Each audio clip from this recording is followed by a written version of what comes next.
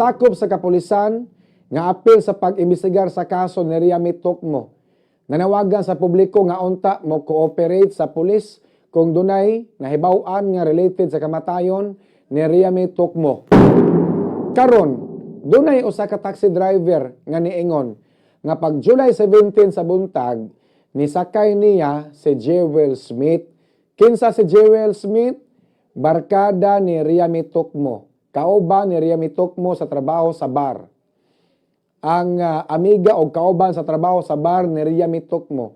Nga matod pa, nagdala og dako nga karton og nagpahatod sa Casamera Condominium sa Barangay Labangon. Unya kanang Barangay Labangon ug Barangay Tisa, tapad ra na sila nga barangay. Tapad ra nga barangay ang Barangay Labangon ug Barangay Tisa. Og pagkahapon niya na sa susama nga adlaw, July 17, nakita na lang ang patayng lawas ni Riami Tokmo nga gisulod og karton o gilabay dapel sa kalsada sa Barangay Tisa ning Dakbayan sa Sugbo, mga kabombo. Ang maong pamahayag sa usa ka taxi driver, wala man gihatagan og pagtagad sa mga pulis. Daw gipakagamay lang nila ang impormasyon nga gihatag sa usa ka taxi driver. Nga unta nanawagan man ang mga pulis sa publiko nga mo cooperate. Nanawagan ang mga pulis sa publiko nga motabang o pananglitan dunay mga panghitabo nga posibleng related sa kamatayon ni Riami Tokmo, mga kabombo. Giangko ni Jewel Smith nga na-stress siyag maayo sa pamahayag sa usa ka taxi driver tungod kay nabash siya sa mga tao og daw sa siya naman noon kunoy gipasanginlan. Matod pang Jewel Smith, mga kabombo nga, siya pa'y mitabang, apan siya naman o igipasanginlan. Actually, wa man to na masangin ang taxi driver.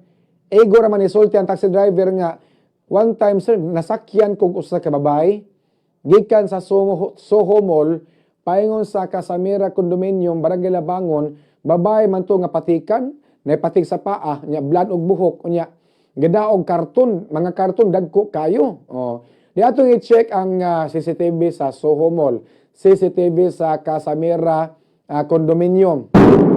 Kung si Jewel Smith good ba kahato. No, para maklaro, kay maton pa sa maong taxi driver, siya gito sir, siya gito sir, siya gito. Ako nakitaan, blan og buhok, kunya naay patik sa paa. Nitugma masag, kanay patik sa paa si Kwan. Si Jewel Smith, makabombo, niya, napod siya blan sa buhok.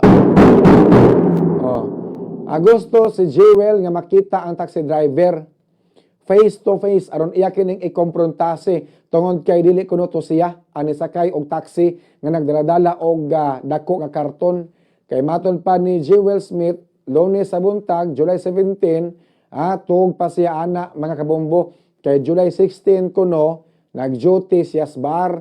Pag July 17 natug pa siya na pagkabuntag hapon na siya ni mata. Pero ang guard sa bar may pasultion ningon, ato pa sa report, ang guard sa bar ningon wala man na mo duty si Jewel Smith o si Riami Tokmo pagka July 16, tiaw mo na, gadungan ang duha, nga wa mo duty og July 16. Pero ato sa interview gapo ningon si Jewel Smith nga ni duty siya July 16. So wala na makatakdo, makabombo, diya pa lang, sango na. Gani, matod pang Jewel nga mo-file siya og kaso sa taxi driver kay nauwawan daw siya og maayo. Tungod sa pamahayag sa usa ka taxi driver, nauwawan kuno siya, mga kabomboy. Unya, nagtuo ko nga seryoso si Jewel nga makikita sa taxi driver apan wala may face to face, wala may panagtagbo nga nahitabo karong adlaw, mga kabombo.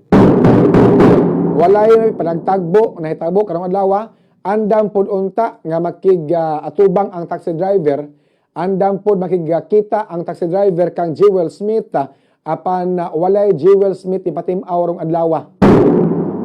Unsa ka tinuod nga milukat na og ticket sa barko si Jewel Smith kay mularga ngadto karon sa Cagayan de Oro. Unta i-monitor pod ang lihok aning Jewel kay kadudahan pod kayo ang lihok niini. Og dili unta ni maabot dinhi sa Mandawi City si Riami Tokmo kung wala pa ni gigalgal aning Jewel nga mo trabaho sa bar nga tig-entertain sa mga laki nga customer.